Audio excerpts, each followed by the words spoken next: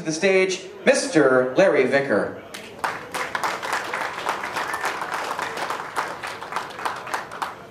Oh, they gave us an actual fireplace here. I thought that was just an expression.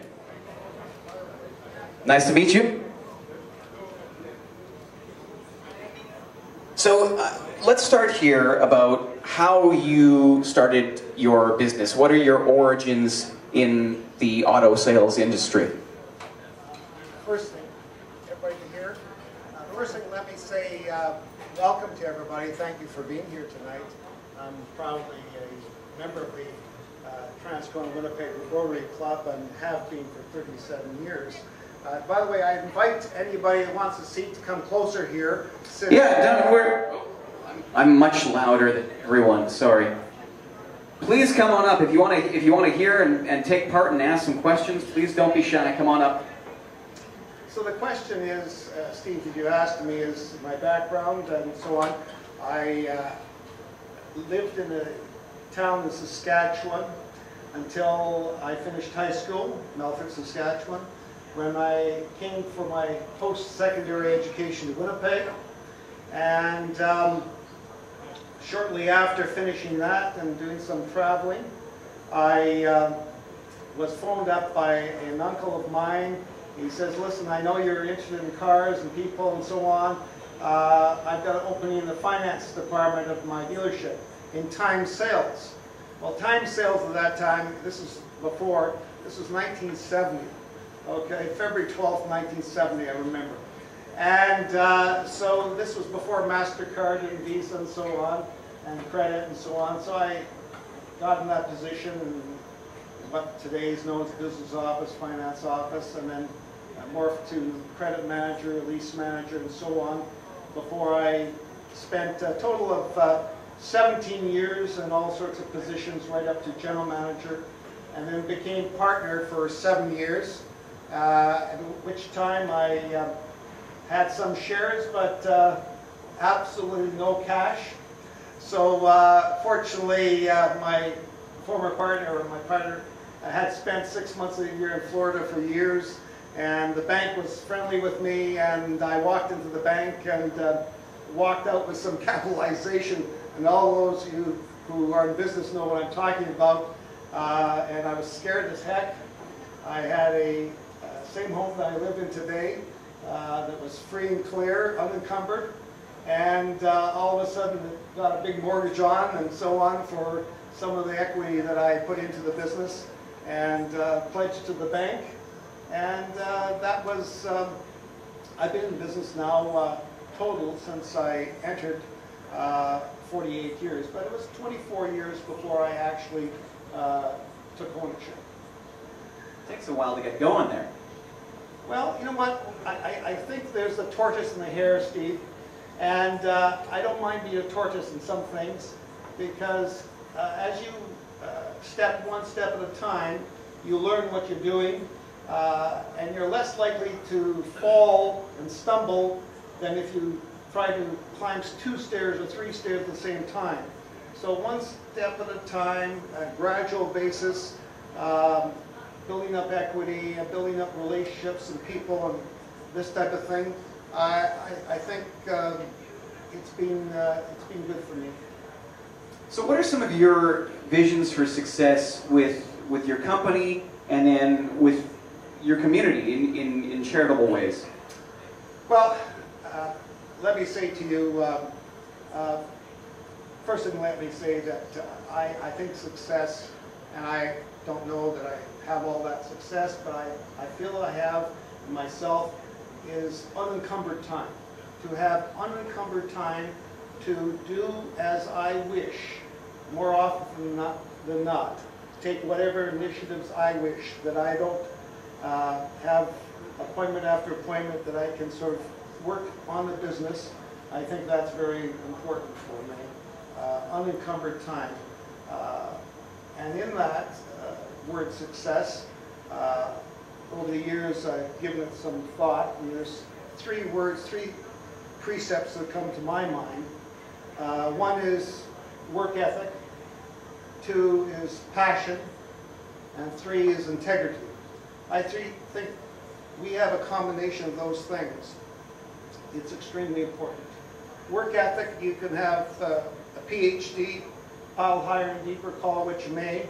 You can have all the education you want, but if you don't apply that with a work ethic, you've got little, or less, certainly. Passion, whatever we're involved in, I believe, and certainly when we hire, my attitude has been we hire for attitude, train for skill. For fact, if the person has the right attitude, part of attitude is passion. You have to like to some extent. None of us like every day or what we do to the greatest extent, but you have to have some passion. I like automobiles. I feel I like people. And the combination is good. So you have to have some passion. I don't say you have to have passion to the point of being emotionally and crying about it or happy about it every day. We all have difficult days and days that we regret, but passion is very important. And integrity. Integrity, we have to look first and foremost at ourselves in the mirror each and every day, okay, and feel that we're honest with ourselves. And if we're honest with ourselves, then we can go to the next step in dealing with people. Otherwise, perhaps we should be in a position where we have a prescribed description and we should be less forward. We have to have integrity to really, first and foremost, looking in the mirror, integrity, to really have that extra jump. Give me a heck of a pep talk there. I feel like go forward and be successful here. So how does Rotary, the organization, fit into all of this, what you've done? First thing, listen, I hope it doesn't come off, but I don't mind if it comes off, as my thought that all of you who aren't part of Rotary that would like to be, after this evening, look at become members of Rotary, because the fact is, Rotary's done a great deal for me. In the 37 years that I've been a member of Rotary, and it's taught me a lot, it's allowed me to grow in various ways. Rotary has not only what Sidhu said, a four-way test, Steve, but also has a declaration. It's 8 lines. Declaration of Rotarians in businesses and professions. And that may be a business digging ditches, okay, or it may be with the 2 PhDs that I reference or so on. Whatever your dignity is, whatever your position is, okay, Rotary offers something for everybody in that respect. And Rotary, the first of those 8 declarations of Rotarians in business and professions is that we should serve. Serve not only our own business and our own entity, what we're doing, but we should serve others. Another one, and I can't say offhand, I know all 8, I know what they are: ethical, moral. We should respect other occupations. Let's talk that ditch digger. That ditch digger, if he or she is doing that position, should be respected as much as the President of the University or the Prime Minister of Canada. There is no profession or vocation that's less dignified, less important, because one has a higher paycheck involved or lower paycheck, higher prominence or lower prominence. So all 8, and I would ask and I would suggest online, any of you can go and see these 8 declarations, and it makes perfect sense. And if in fact you see yourself in fitting into those, I would suggest you look into becoming a Rotarian. That's a commercial I'm giving tonight, okay? There's 8 or 9 clubs, and I'm, by the way, in Winnipeg, and I know 3 or 4 or 5 of those clubs are represented by various people here that I see in the crowd tonight, and really I thank them for being here. But in fact, I think generally Rotarians, because of the willingness to serve above self, whether it's on the local, national, or international level, in some capacity, and it's, by the way, to be a Rotarian is not a highbrow type situation, okay? some people have said to me, well, you know what, it's only for those people that maybe this or that and so on. You know, I'm a salesman with this company or that company. I haven't been with that company very long. And, or, you know what, I work as a school teacher. I work 9 to 5 and so on. Is it for me? And Steve, we have Rotary clubs, and there are people here that go to a Rotary club that meets at 7:15 in the morning. We have other clubs that meet in the evening, and most of the clubs meet at noon. So the fact is, for anybody that wishes to be a Rotarian, there's a spot, and I would ask you to look into it. Pardon me for giving you another commercial. It's the car salesman in you coming out here. You're selling me on it. I hope so. Along with Rotary, why do you feel that it is so important that you personally, and you through Rotary, and you through your businesses, give back to the community and get involved that way? Well, first thing, you know, 37 years I've been a member of Rotary, and we have meetings every week, and probably 3 of those 4 meetings we have people that represent different organizations, very often not-for-profits and so on, that make presentations to us. And so over the years I've been able to listen to these presentations and to try to understand if in fact I had the sweat or financial equity to put in to various groups, which would I like to have. So Rotary served as sort of a screening for me, okay, to determine and understand without me knocking on so many doors and so on. And as time goes on, we're all knocked on many doors from not-for-profits and others. So Rotary served to enhance my knowledge of community, period. And I think that's very important, to get a feeling, an idea. Sitting as back at a table with fellow Rotarians and having fellowship. Fellowship is one of the big things in Rotary, breaking bread with, on a weekly basis with people you wouldn't normally come across. But all of that and more, I just don't know, I could go on in that respect. Well, you were involved in a pretty impressive community project in the Philippines. Can you tell us a little bit more about that? In 2008, in fact, give you some background, 2008, Gary Dewar, who was then the Premier of the province, was taking a trade mission to the Philippines. And with him were going a couple of Filipino friends of mine from Winnipeg, the longtime honorary consuls from Winnipeg, Drs. Roland and Irene Guzman. And I had taken them on a trip, a leadership mission to Israel a couple of years before, 38 individuals, and they said, listen, you've got a lot of Filipino friends and this and that, why don't you come with us to the Philippines? So anyways, I said, listen, I have no trade with the Philippines. So Diane Gray, who was then assistant, she now heads up Cedar Venture, no, not Cedar Venture, the port at the airport. Centerport, exactly.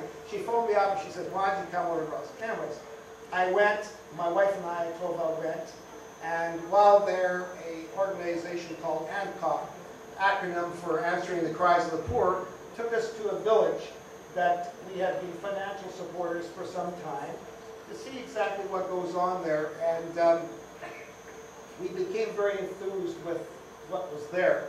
We saw there people that were squatters, that lived under bridges and so on, the first ones to get washed away in typhoons and other rain and other concerns they have there.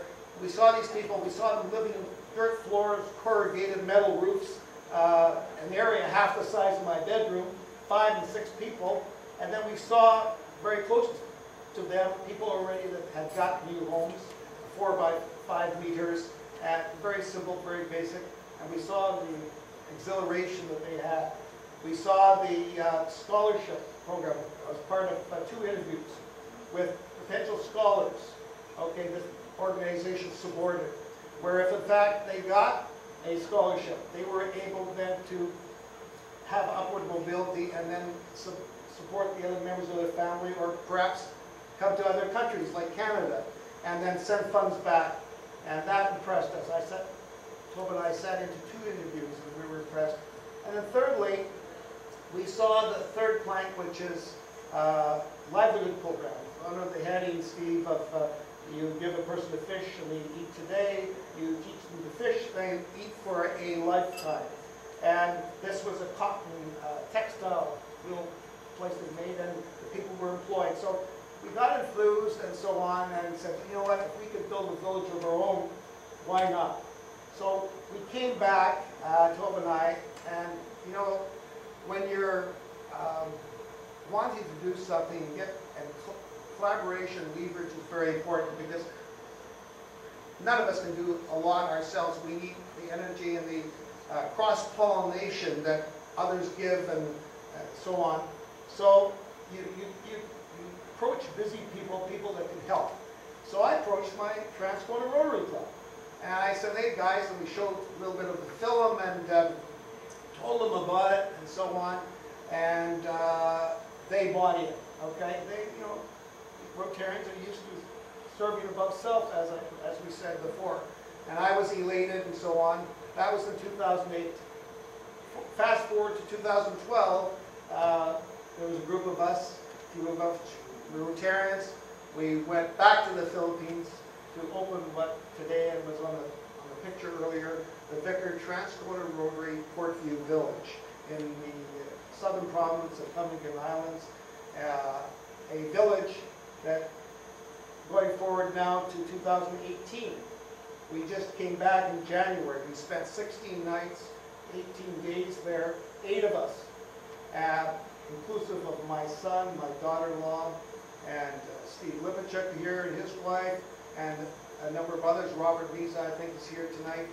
8 of us. And we're beginning another village, and we saw that village and so on.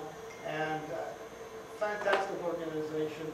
And candidly, the Transcona Rotary Club was part of it. I should mention something that I'm very, very happy about, very proud of.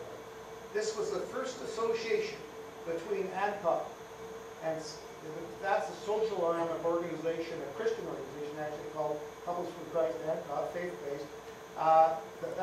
ANCOP, this is the first association with Rotary. When we were there this year, we were part of the signing of the MOU, a Memorandum of Understanding, for the first time. This organization now is partnered with Rotary throughout the Philippines, and they plan to do it in India and in some African countries as well. So in other words, this partnership that began at the Transcona Rotary Club now has gone international with this organization under the heading of cross-pollination. In other words, energy from one can be extrapolated to others, and it could be good. So partnership is between local government authority, ANCOP, and different Rotary clubs accordingly, because of the experience they saw. Today, I was with the national head of this organization, and pardon me for going on, today earlier, and he had to fly out tonight, but we discussed this fact, and they are very thankful to the Transcona Rotary Club for being the first and showing the success and the path that this now organization is now partnering with other like-minded people who involve themselves in local, national, and international events. What a great story. That's no, very impressive. And it really is a testament to things that, you know, small beginnings, things that start at a local level and how they can become a global level. Your other charitable endeavor here, tell me about the LArche in Transcona here. LArche is the French word for arc, and it was formed by a brother of a former Governor General some 45, 47 years ago, Vanier. His brother Jean Vanier was a former Governor General. That name will be familiar with many. And it's a faith-based too organization, but in fact it's humanitarian for any individuals. And its aim and purpose is to create homes for the developmentally handicapped. And here again, you've picked a good thing because this is involving Rotary. I mentioned earlier that I was exposed to a lot of things through Rotary. Well, LArche, who has about 30 people in 5 or 6 different residences in this area, and I know many here tonight are familiar with LArche. they approached Rotary, or Rotary approached them, whatever, years ago, and we supplied a van. And I think President Jay mentioned that earlier, one of the things we've done, the Rotary, Transcona Rotary. So I was made aware, this is probably 20 years ago now, we supplied a van and so on, we, the Transcona Rotary Club, and over the years had a chance to visit their residences and get to know their organization. So 8 years ago probably now, they approached me and they had a business plan. LArche is in 35 countries of the world, and in Ireland, Kilkenny, Ireland, they have the first cafe where these developmentally handicapped not only put on a shelf with a nice institution and nice building they live in, where else, but more than that, they can show the best of people with a heart. Okay, and that's, they can do some work, and they can do in the public eye and so on, and show what can be done, and all the attributes that people with Down syndrome and autism and on can do. So 8 years ago, they approached Tova and I that they were talking about this. Do you want to read this business plan? So I got associated with the business plan, and I know there's some people here involved with LArche here tonight. Got involved with the business plan, and I said, you know, that's fine.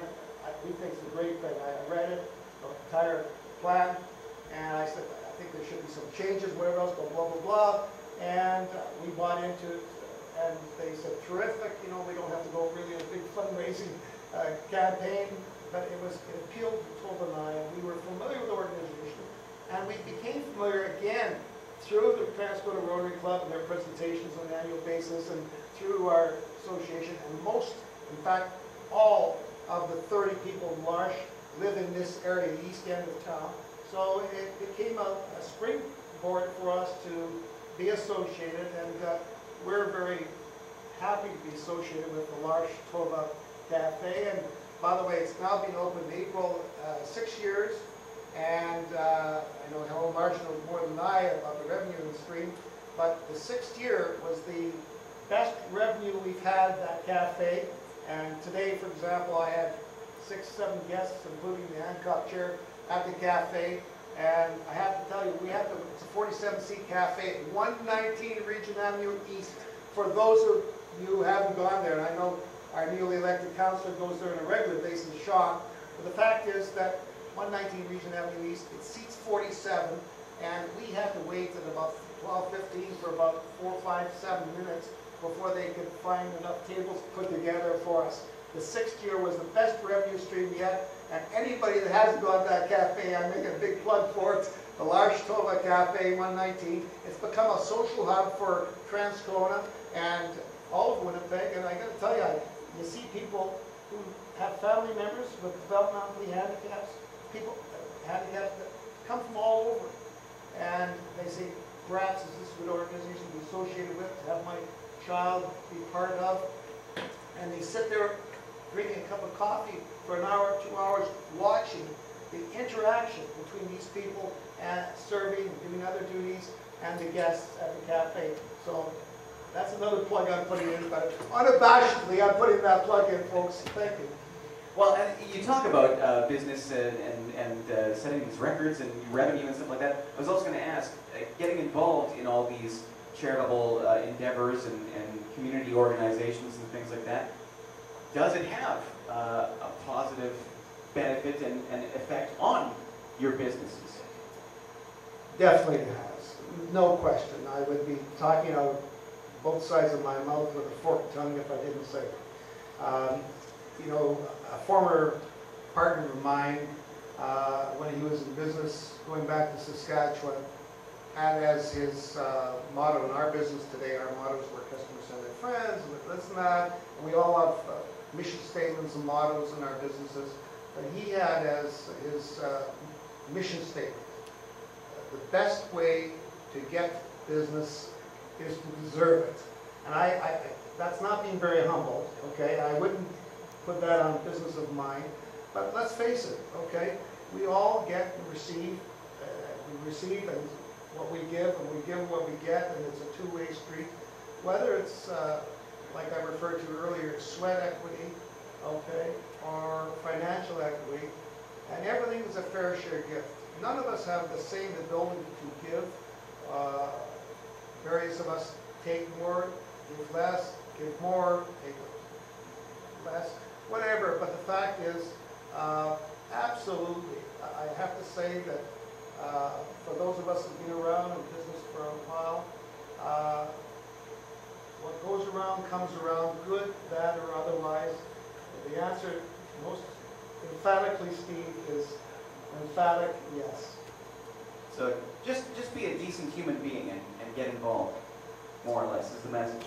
Well, listen, you know, it goes without saying, and the Hebrew sages say, tikkun olam. Tikkun olam means, translated, to repair the world, and all of us, whether you're elected politicians here tonight, in your businesses, in your families, we all want to leave a little bit to repair the world. We want to leave it somewhat better than when we came.